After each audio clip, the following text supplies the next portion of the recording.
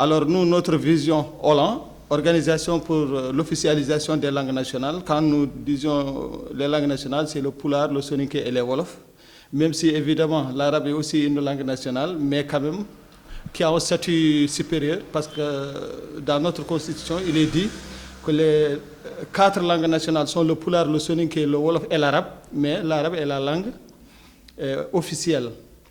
Et donc les langues qui restent, langue nationale tout simplement, ce sont les 3 langues, Pulaar, Soninké et Wolof. Nous, notre point de vue par rapport à cette loi est que cette loi est partie malheureusement avec des zones d'ombre.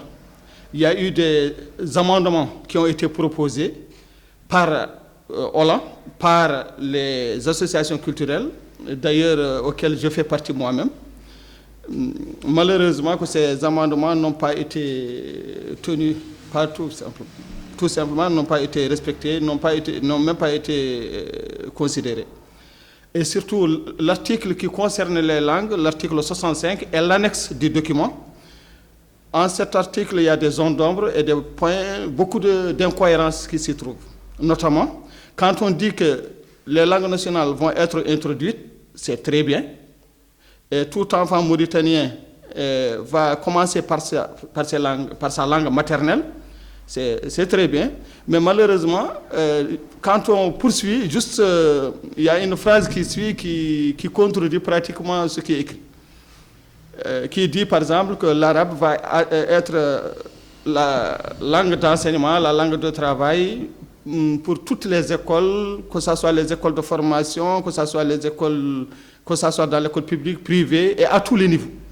Alors tout le monde sait que, techniquement parlant, une langue d'enseignement, c'est une langue d'enseignement. Il ne peut pas avoir pour un même niveau, pour une même matière, 2 langues d'enseignement, ce n'est pas possible.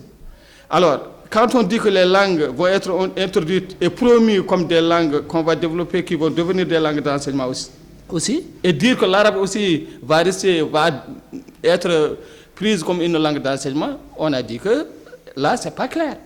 Et ça, ce n'est pas une réforme, c'est une loi. Une loi doit être claire, doit être à la portée de tout le monde. Comme on dit, une loi est faite pour être comprise, pour être appliquée, pour être suivie. Donc, une loi doit être claire. Alors, d'autres contradictions s'y trouvent quand on va à l'annexe, surtout en ce qui concerne l'expérimentation des langues nationales. Nous avons dit que nos langues n'ont même pas besoin d'être expérimentées. Parce que tout simplement, nos langues ont déjà connu une expérimentation de 20 ans. Et qui ont été une expérimentation qui a très bien été notée, qui a très bien été évaluée et notée. Mais malheureusement, ça n'a pas eu comme effet que ce que nous connaissons, c'est-à-dire arrêter brutalement, tout simplement. Alors, maintenant, quand on dit qu'on va expérimenter ces langues-là, tout ce qu'on connaît, c'est quand est-ce que ça commence, on ne sait même pas quand est-ce que ça va finir, ce n'est pas limité dans le temps. Et en plus, c'est des langues qui n'ont pas besoin de ça. Nous avons dit tout simplement qu'il n'y a pas de garantie et rien ne nous prouve que, et même si ces langues vont être introduites, et même si l'évaluation c'est-à-dire que même si que ça soit très bien sanctionné, rien ne prouve que ces langues-là seront considérées comme des langues qui vont être